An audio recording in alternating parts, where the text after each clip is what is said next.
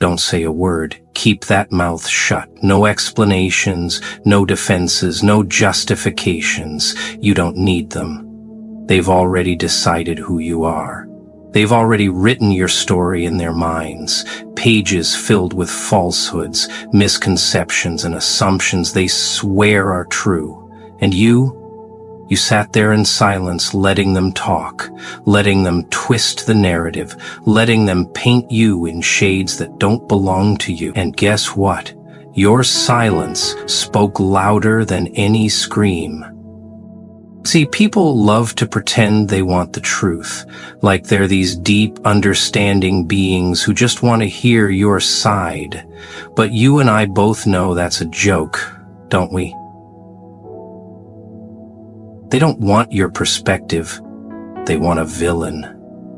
They need someone to blame, someone to point at and whisper about when the lights go out.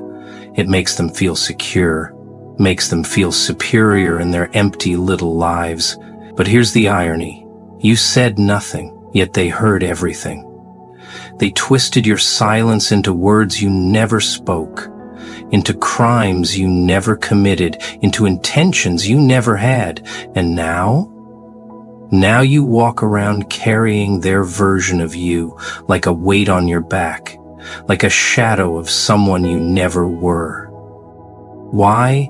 Because deep down, a part of you still cares what they think. A part of you still wants to prove them wrong, to show them who you truly are. But let me tell you something, kid. You can't change the minds of those who've already made their judgment. You can't wake those pretending to be asleep. The world doesn't function on truth. It operates on perception. And perception? That's just a polished word for the lies people choose to believe. Look around you.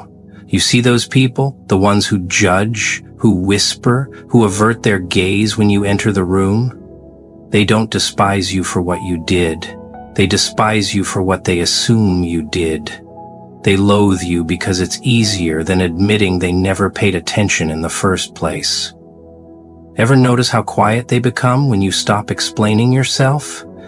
That's because they need your words to twist, your emotions to manipulate, your vulnerability to feast upon. And when you stop handing it to them, they panic. They scramble. They don't know what to do, because the moment you realize you owe them nothing is the moment you strip them of their power.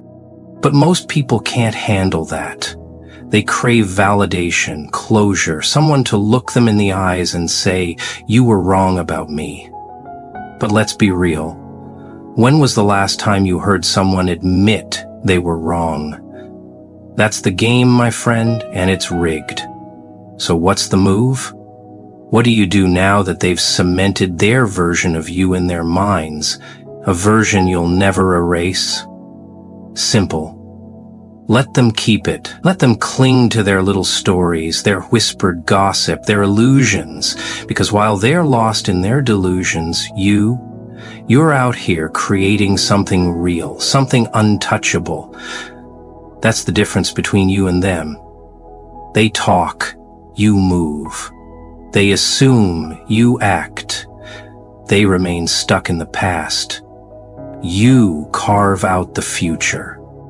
But to do that, you have to release this weight you're carrying, the weight of their words, the weight of their mistaken perceptions. You've been gripping onto it like a lifeline, but all it's doing is pulling you under. You think that if you just hold on long enough, they'll change their minds, that they'll finally see you for who you are. But hear me, they never will. People don't see reality.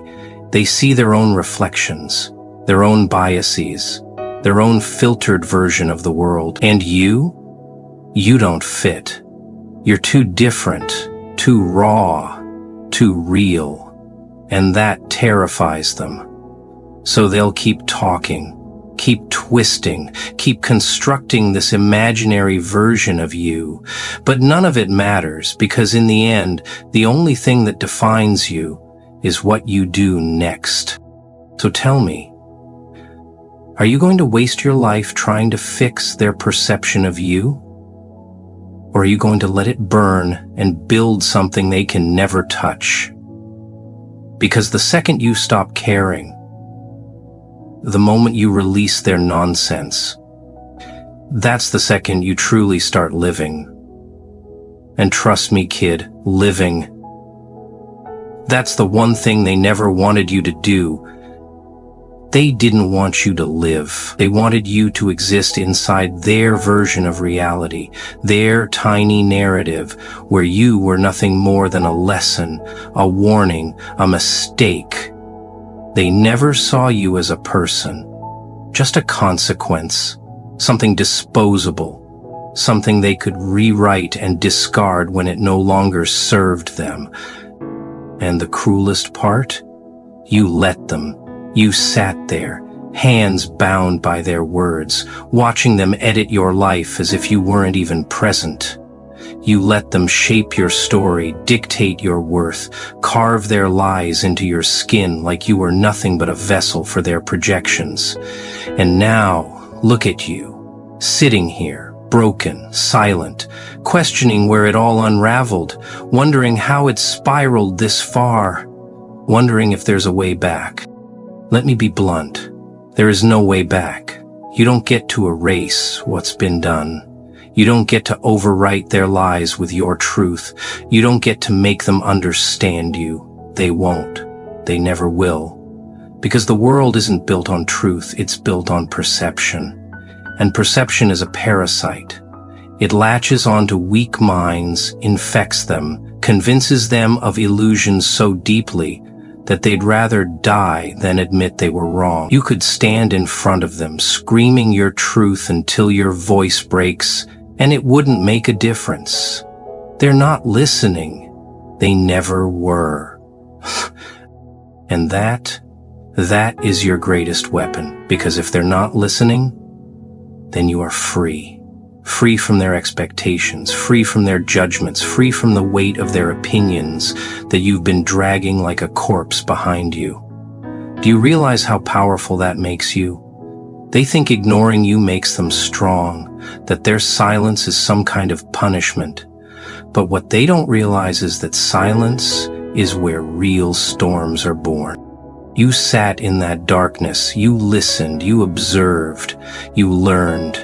You saw them for what they truly are, shallow, fragile creatures hiding behind loud words and hollow smiles, clinging to their illusions like scared children.